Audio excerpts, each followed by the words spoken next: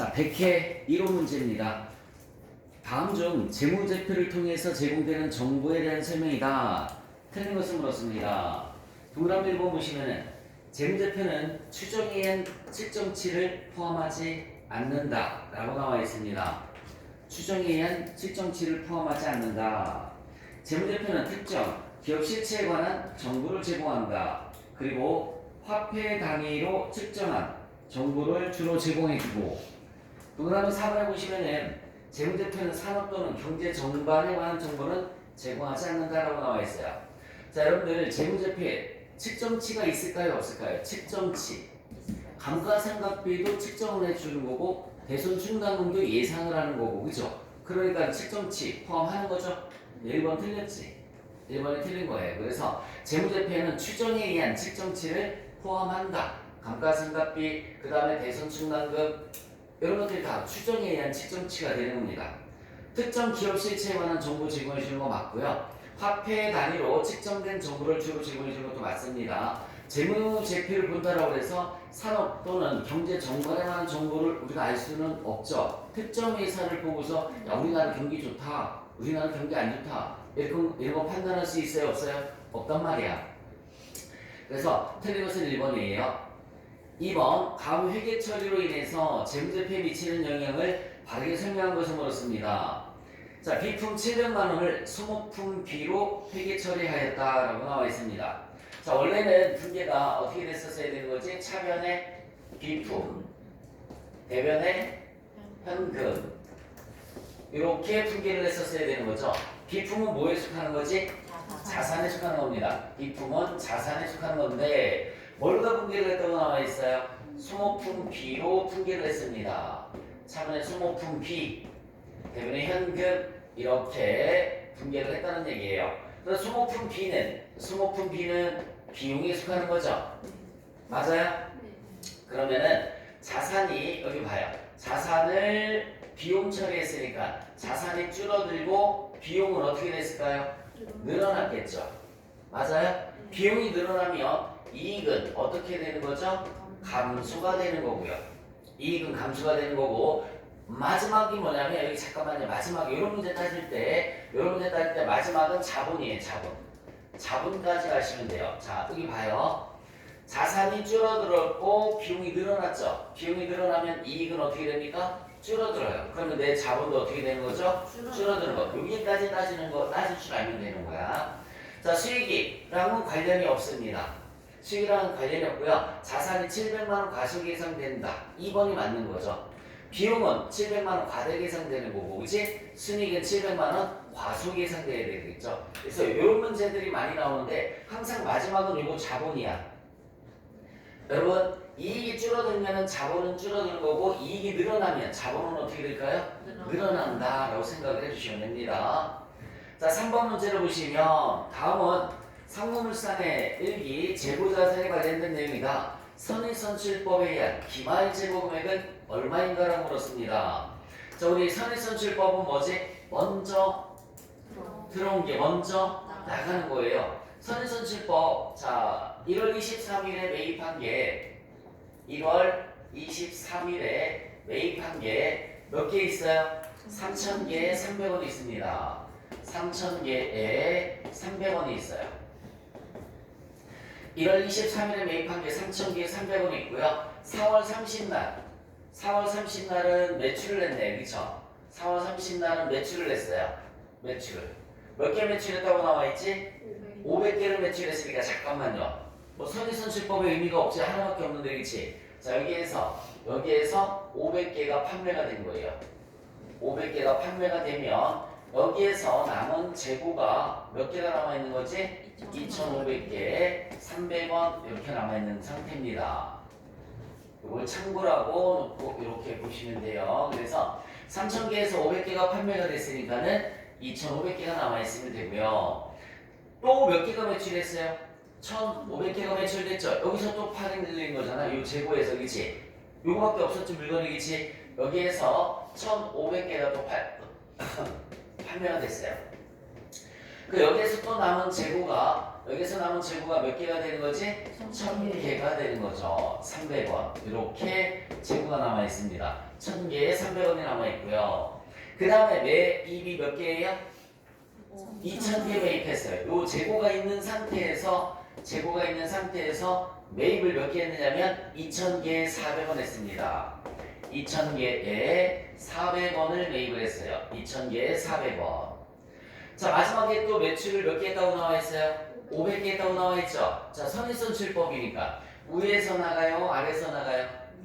위에서 나가는 거지. 여기에서 또 몇 개가 나갔다고 했죠? 500개가 나갔어요. 그러면 최종적으로 남아있는 재고는 어떻게 될까? 위에 있는 재고에서 몇 개가 남아있죠? 500개. 얼마? 300원이 남아있고, 그치? 이거는 팔렸어, 안 팔렸어? 안 팔렸죠? 그대로 재고로 남아있는 거죠? 그대로 2000개에 400원이 재고로 남아있는 거지. 됐습니까? 자, 그래서 여기에서 500개 판매, 2500개 남았었는데 또 1500개 판매, 1000개 남았었는데 500개 판매, 그 500개 남아있고, 얘는 그대로 남아있는 거고. 물음이 기말 재고를 물었으니까 얘를 더해주시면 되는 거죠. 이거 곱해주면 얼마지? 15만원. 얘는 곱해주면 얼마지? 80만원. 다 더해서 얼마? 95만원. 4번이 답이 되는 겁니다. 자, 4번 문제를 보시면 무형자산으로 인식하기 위한 인식 기준이 아닌 것을 물었습니다. 자, 무형자산은 식별 가능해야 된다는 말이 뭐냐면, 여기 잠깐만, 무형자산 형태가 있어요, 없어요? 형태가 없기 때문에 이러면 식별 가능한 거죠. 이건 칠판, 책상, 컴퓨터 식별 가능하죠. 근데 무형자산은 형태가 없어요. 그런데 어떻게 식별 가능하냐면 권리로서 식별 가능한 거예요. 이게 특허권이다, 영어권이다, 또는 뭐 상표권이다, 의장권이다, 이런 권리로서 식별 가능해야 되고요. 통제 가능성, 회사가 통제하고 있어야 된다는 얘기예요. 회사가 통제하지 못하는 거는 여러분 종업원을 봐요. 종업원을 회사가 통제할 수 있어요, 없어요? 그래서 상표를 그만두면 끝나는 거잖아요, 그렇죠? 그래서 종업원의 능력은 회사가 무형자산으로 인식할 수 있다, 없다? 없다. 회사가 통제 가능한 것만 무형자산으로 인식 가능한 거고요. 미래 경제적 효익이라는 말이 뭐냐면 이 무형자산을 이용해서 미래에 돈을 벌 수 있어야 된다는 얘기입니다. 미래에 돈을 벌 수 있어야 된다. 그래서 식별 가능성, 통제 가능성, 그 다음에 미래 경제적 효익의 가능성이 있어야 된다. 판매 가능성, 무형자산은 판매 목적인 자산이 아니죠, 그렇죠? 무형자산은 판매 목적인 자산이 아니기 때문에 4번하고는 관련이 없어요. 여러분, 판매 목적인 자산을 뭐라고 하지? 재고자산이라고 하죠. 5번 문제 보자. 단기 중에 취득해서 기말 현재 보유하고 있는 유가증권 관련된 자료이다. 기말 회계 처리로 적절한 것은 무엇이냐? 취득원가 200만원의 주식은 단기 보유 목적으로 취득하였으며 기말의 공정가치는 얼마라고 나와 있습니까? 240만원이다. 이거 취득시부터 그냥 분개해드려 볼게요. 차별의 단기 매매증권이 200만원, 해변의 현금 얼마가 될까요? 200만원. 차별의 단기 매매증권 200만원, 현금 200만원. 그 다음에 이제 공정가치가 얼마나 됐다고 그랬어요? 240만원이 됐으니까 40만원 올랐죠? 차별의 단기 매매증권이 40만원이고요. 해변에는요, 단기 매매증권 평가이익이 40만원이에요. 자, 그 다음에 취득원가 180만원의 주식을 장기 투자 목적으로 취득했다고 나와 있습니다. 그 얘는 장기 투자 목적이니까 뭐라고 하지? 매도 가능 증권이라고 하죠. 매도 가능 증권 얼마? 180만원. 대변의 현금 금액은 얼마냐면 180만원이에요. 자, 이 매도 가능 증권의 공정가치는 얼마라고 나와 있어요? 170만원, 10만원 떨어졌죠? 차변에 매도 가능 증권 평가 손실이 10만원이고요. 대변에는 매도 가능 증권 10만원. 그래서 지금 답은 몇 번이 답이 되는 거죠? 4번이 답이 되는 겁니다. 자, 6번 문제 보시면은 감가상각 관련된 자료이다. 연수합계법에 의한 1차년도에 감가상각비는 얼마인가 이렇게 물었습니다. 여러분, 연수합계법 공식이 어떻게 되느냐면 연수합계법 공식을 알고 있어야 되겠지. 취득원가에서 취득원가 마이너스 잔존가치예요. 취득원가 마이너스 잔존가치 곱하기 내용연수 합계분의 내용연수 합계분의 잔존 내용연수 이렇게 해주시면 돼요. 내용연수 합계분의 잔존 내용연수 얘가 감가상각비가 됩니다. 그러니까 감가상각비가 돼요. 대입을 한번 해볼까요? 취득원가 얼마? 6천만 원 나와있죠? 맞아요? 6천만 원 마이너스 잔존가치는 얼마라고 나와있어요? 취득원가의 10%니까 600만 원이죠. 곱하기 내용연수 합계가 내용연수가 몇 년이에요? 3년이면 1 플러스 2 플러스 3 6분의 3 만약에 2차 연도를 물었으면 똑같은데 6분의 2 이렇게 해주시면 돼요. 자 다시 한번 1차 연도를 물었으니까 다 같이 여기 볼래요? 1차 연도 물었으니까 곱하기 6분의 3인 거야.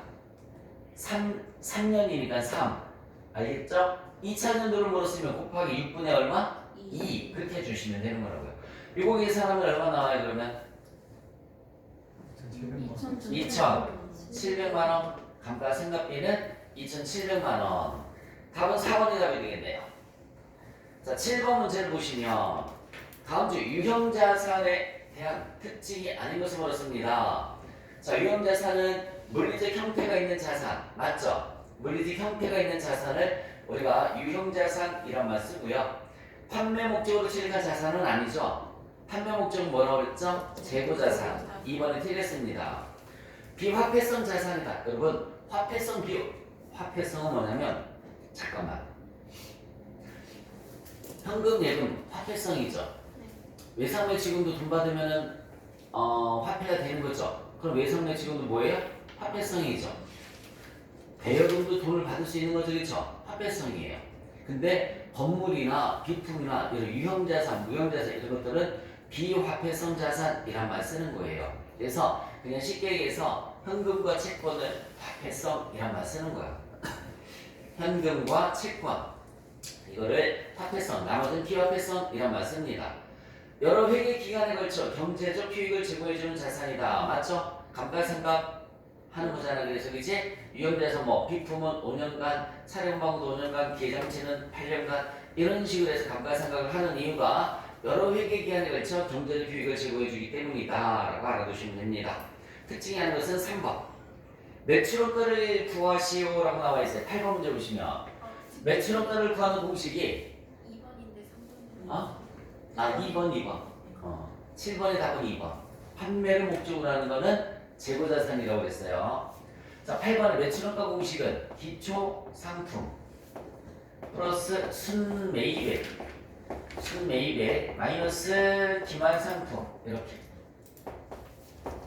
이렇게 하면 매출 원가가 나옵니다. 기초상품 플러스 순매입액 마이너스 기말상품은 매출 원가예요. 기초상품이 얼마라고 나와 있을까요? 500만 원 나와 있죠. 기초상품이 500만 원 플러스 순매입액은 단기 매입액이 얼마라고 나와 있어? 200만 원에다가 여러분 매입 운임은 어떻게 해주면 될까요? 더해주시면 되고요. 매입 할인은 빼주시면 되는 거예요. 그래서 220만 원에서 10만 원 빼주니까는 210만 원 마이너스 기말 상품이 얼마 있어요? 200만 원인데요. 마이너스 기말 상품은 200만 원. 그러면 얼마가 나올까요? 매출원가는 510만 원 이렇게 나오죠. 매출원가는 510만 원. 요 순매입액을 계산하는 게 매입액에서 환출 빼주고요. 환출, 애누리, 할인 이런 거 다 빼주시면 돼요. 근데 운임은 어떻게 해주면 되느냐면 더해주시면 되는 겁니다. 운임은 더해주시면 돼요. 자 이제 9번부터는 원가 회계 문제죠. 보조 부문 배부 방법 밑줄 쳐보세요. 보조 부문 배부 방법 밑줄 쳤어요? 세 가지가 있죠. 세 가지 직접 배부법, 단계 배부법, 그 다음에 상호 배부법 이렇게 세 가지가 있습니다. 다시 한번 말씀드릴게요. 보조 부문비를 배부하는 방법에는 직접 배부법, 그 다음에 단계 배부법, 그 다음에 상호 배부법 이렇게 세 가지가 있어요. 세 가지. 자, 그 중에서 정확성이 가장 높은 배부 방법은 상호 배부법이 되는 거예요. 직접 배부법은 배부 순서를 고려하지 않는 가장 단순한 방법이다. 맞죠? 여러분, 배부 순서를 고려하는 건 무슨 법일까요? 단계 배부법이라고 하는 거고요. 배부 순서를 고려하는 것은 단계 배부법. 그래서 가장 정확한 것은 상호 배부법. 배부 순서를 정하는 것은 단계 배부법. 가장 쉬운 게 무슨 법이라고 그랬어요? 직접 배부법이에요. 동그라미 4번을 보시면 배부 순서를 고려해서 배부하는 거, 그죠? 단계 배부법이다 라고 나와 있습니다.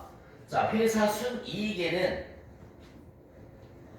똑같아요. 직접 배부법을 쓰든 단계 배부법을 쓰든 상호 배부법을 쓰든 회사 전체 순이익에는 영향을 주지 않습니다. 그 이유가 뭐냐면 혹시 이론 강의할 때 들어보셨나요? 이거 내가 보조보험비 배부 방법 뭐 갖고 설명을 했었냐면 라면의 원가와 김밥의 원가 갖고 설명했었잖아. 보조보험비가 제조면접비라고 그랬죠, 그렇죠? 제조면접비를 직접 배법, 단기 배법, 상호 배법 어떤 방법을 쓰느냐에 따라서 라면에 배부되는 거랑 김밥에 배부되는 게 조금씩 달라질 뿐이라고 그랬잖아. 또 라면하고 김밥의 순이익은 달라지겠지만 그 김밥 천국집 전체의 순이익에는 변동이 있어요, 없어요? 없는 거란 말이에요. 그래서 회사 순이익에는 영향이 없는 겁니다. 3번이 옳지 않은 문장이에요. 그래서 다시 직접 배부법을 쓰든 단기 배부법을 쓰든 상호 배부법을 쓰든 라면과 김밥의 원가가 달라지는 거지 전체 원가가 달라지는 것은 아닙니다. 그래서 영향을 주지 않습니다. 10번. 자, 5월에 노후비 발생액을 계산하면 얼마인가? 여러분, 전월 선급액, 당월 지급액 이런 문장이 나오면 유령이 뭐라고 그랬을까요? 당지, 당미, 전선은 더하고 나머지 빼주면 된다고 그랬죠? 나머지 빼주시면은 소비액이 나옵니다.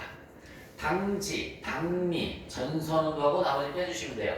여러분 이 당지가 뭘까요? 당지가 당월 지급액. 당지는 당월 지급액.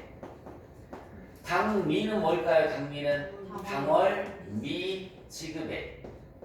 당월 미 지급액. 전선은 전월 선급액이 되는 거죠. 전월 선급액. 그리고 여기에 해당하지 않는 것들을 빼주시면 소비액이 나온다고 그랬어요. 당지가 얼마 있어요? 당지가 20만 원 있죠? 당지 20만 원 플러스 당미 있어요? 없어요? 없어요. 플러스 전선 있어요? 없어요? 있어요. 얼마 있죠? 90만 원. 나머지 해당하는 거 있어요? 없어요? 없네요. 그러면 소비액은 얼마 나옵니까? 70만 원. 그래서 그런 문장 나오면 전부 딱 암기해서 해 주시면 되는 거야. 당지, 당미, 전선은 더하고 나머지 빼주시면 됩니다. 자, 11번 문제를 보시면 개별원가 계산, 종합원가 계산에 대한 설명이다. 옳은 것을 옳습니다. 여러분, 개별원가 계산, 종합원가 계산의 가장 기본적인 내용이 개별원가 계산은 무슨 생산? 주문, 소량 생산. 종합원가 계산은 뭐라 그랬죠? 대량 생산. 1번 틀렸죠? 그죠? 자, 원가의 구성이 개별원가 계산은 여기 봐요. 직접 재료비, 직접 노무비, 제조 간접비라고 했지만 직접 재료비, 직접 노무비, 제조 간접비란 말은 개별원가 계산에서 쓰는 말인데 종합원가 계산은 뭐라고 한다고 그랬죠? 재료비와 가공비 이렇게 얘기를 해준다고 그랬죠. 재료비와 가공비. 그래서 2번도 틀렸죠.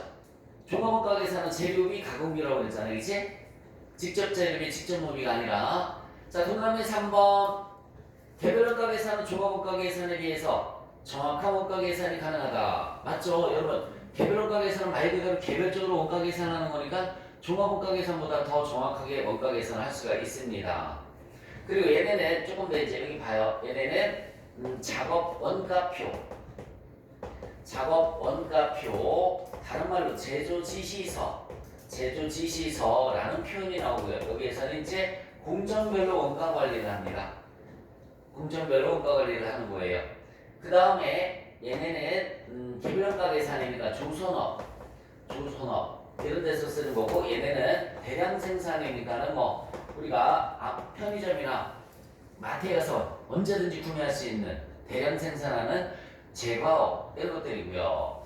개별 원가 계산의 핵심이 뭐라고 그랬을까요? 제조 간접비를 배부하는 게 핵심이다라고 그랬고, 얘네는 기말 제공품을 평가하는 게 핵심이다라고 말씀을 드렸습니다. 기말 제공품을 평가하는 게 핵심이다. 그래서 개별 원가 계산, 종합 원가 계산 이렇게 비교하는 문제가 시험 문제 많이 나오니까 어느 한 문제만 보지 마시고 칠판으로 이해를 해주시면 돼요. 자, 12번 제조간접비 예정배부라는 말이 나오면 공식 3개 여기 봐요. 제조간접비 예정배부라는 말이 나오면 여기다 써드릴게요. 제조 엄청 중요한 거예요. 이게 시험 문제 전산쌤 1급까지 나와요. 제조간접비 예정배부 라는 말이 나오면 첫 번째 공식은 제조간접비, 첫 번째 공식은 제조간접비 예상액 나누기 예상시간은 예정배부율. 여러분들도 써보세요. 제조간접비 예상액 나누기 예상시간은 예정배부율. 두 번째는 예정배부율 곱하기 실제 시간이에요. 실제 시간은 예정배부액. 그리고 세 번째는 예정배부액이 실제 발생액보다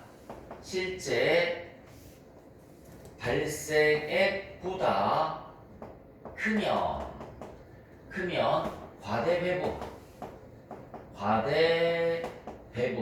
작으면 과소배부. 이런 말 씁니다. 자, 제조간접비 예정배부라는 말이 나오면 반드시 요거 세 가지. 제조간접비 예상액 나누기 예상시간은 예정배부율, 그리고 예정배부율 곱하기 실제 시간은 예정배부액. 예정배부액이 실제 발생액보다 크면 과대배부, 작으면 과소배부라는 걸 꼭 기억을 해주셔야 돼요. 여기에서는 예정배부의 계산식으로 오는 것은 여기 봐봐. 예정배부의 계산식이라고 했죠. 예정배부율 곱하기 뭐라고 그랬어요? 실제 시간. 예정배부율 곱하기 실제 시간. 그러니까 2번, 3번은 아웃이고 4번이 답이네요. 시간을 다른 말로 생산량, 조업도 뭐 이렇게도 표현을 합니다. 조업도란 말 많이 써요. 예정배부율 곱하기 실제 시간인데 거기서 조업도라고 표현이 됐으니까 예정배부율 곱하기 실제 조업도 이렇게 해주시면 됩니다. 자, 다시 한번 마지막. 제조간접비 예정배부라는 말이 나왔을 때 공식 세 가지예요. 제조간접비 예상액 나누기 예상시간은 예정배부율 곱하기 실제 시간은 예정배부액이 실제 발생액보다 크면 과대배부, 작으면 과소배부입니다. 자, 13번 영세율에 관련된 설명이다. 틀린 것을 물었습니다. 영세율 완전면세 제도라고 그래요. 영세율 완전면세 제도고요. 그 옆에다 메모 한번 해볼까요? 면세가 부분면세 제도이다. 면세가 부분면세, 영세율은 완전면세라는 말 씁니다. 영세율은 완전면세. 1번이 틀렸어요. 영세율의 목적은 소비지구 과세 원칙의 구현이다. 소비하는 나라에서 과세하는 거다. 맞죠? 그쵸? 소비지구 과세 원칙이라고 했고요. 영세율의 목적은 국제적 이중과세 방지를 위한 것이다. 맞습니다. 영세율이 적용되는 경우에도 세금 계산서를 발급하는 경우 있다. 여러분들 많이 들어봤죠? 12번의 영세 세금 계산서 들어본 적 있는 것 같아? 맞아요. 1번이 틀렸고요. 14번 부가가치세법상 용역의 공급으로 과세하지 않는 것. 자, 고용관계에서 근로를 제공하는 경우는 여러분들 직장 다닐 때 근로 제공하면 돈 받을 때 부가세 포함해서 받아요? 월급 받을 때 부가세가 있어? 없죠. 근로의 제공은 과세 대상이 아닙니다. 옆에다 또 하나 아니다. 그래, 또 하나 써보세요. 또 하나만. 용역의 무상 공급 이렇게 써보세요. 고용관계에서 근로를 제공하는 경우 컴마 하시고 용역의 무상 공급 용역의 무상 공급. 그것도 과세 대상이 아니에요. 자, 여러분 용역의 무상 공급은 잠깐만 읽어볼까? 우리 식당에서 음식 서비스를 제공해주는 것도 용역의 공급이거든요. 친한 친구가 와서 밥을 서비스로 공짜로 줬어요. 그리고 집에 갈 때 야, 부가세는 내고 가라. 그래 안 그래? 안 그러잖아요, 그죠? 용역의 무상 공급은 과세 대상이 아니에요. 그래서 근로의 제공, 용역의 무상 공급. 그런데 동그라미 2번에 특수관계에 있는 자에게 부동산 임대 용역을 무상 공급하는 경우, 그러니까 아들이나 딸한테 야 1층에서 컵십 해라. 집세 아빠가 안 받을게. 이거는 과세 대상이라는 얘기예요. 특수관계자에게. 다시 한번 아들이나 딸한테 야 1층에서 뭐 하고 싶어? 빵집 하고 싶어? 해. 월세? 아빠가 건물 주는데 무슨 월세야? 그냥 해. 라고 하는 경우 있어요? 없어요? 있겠죠. 그런 경우에는 부가세 아빠가 내야 돼요. 그래서 용역의 무상 공급은 과세 대상이 아니지만 특수관계자에게 용역을 무상으로 공급하는 것은 시가를 과세 표준으로 해서 과세됩니다. 시가를 과세 표준으로 해서 세금을 내야 되는 거야. 자기가 주요 자재를 전혀 부담하지 아니하고 밑줄 쳐봐요. 자기가 주요 자재를 전혀 부담하지 아니하고 그럼 뭐야? 난 노동력만 제공했다는 얘기지, 그치? 노동력만 제공해주는 것은 용역의 공급으로 봅니다. 그래서 상대방으로부터 인도받은 지원을 단순히 가공만 해주는 경우 용역의 공급이고요. 건설업은 무조건 용역의 공급 이렇게 써놓으세요. 동그라미 4번에 건설업은 무조건 용역의 공급이에요. 건설업은 무조건 용역의 공급. 자, 15번. 다음 중 부가세법상 세금계산서에 대한 설명이다. 옳지 않은 것을 물었어요. 법인사업자 및 개인사업자는 반드시 전자세금계산서를 발급해야 된다라고 나왔는데 법인은 무조건이고요. 개인은 매출액이 8천만 원 이상인 개인사업자만. 법인은 무조건 전자세금계산서를 발행을 해줘야 되고 개인은 매출액이 8천만 원 이상인 개인사업자만 전자세금계산서 발행 의무가 있습니다. 자, 세금계산서는 사업자가 원칙적으로 재화 또는 용역 공급 시기에 재화 또는 용역을 공급받는 자에게 발급해주는 거 맞고요. 전자세금계산서를 발급했을 때에는 발급일의 다음 날까지 전자세금계산서 발급 명세를 국세청자에게 전송을 해줘야 되는 거. 전자세금계산서 발행하면 다음 날까지 무조건 전송을 해줘야 돼요. 재화를 수입할 때는 누가 발행을 할까요? 세관장이 발행을 해줘야 되겠죠, 그쵸? 재화를 수입했을 때는 세관장이 수입세금계산서를 발행하는 게 맞습니다. 그래서 옳지 않은 것은 몇 번? 1번입니다.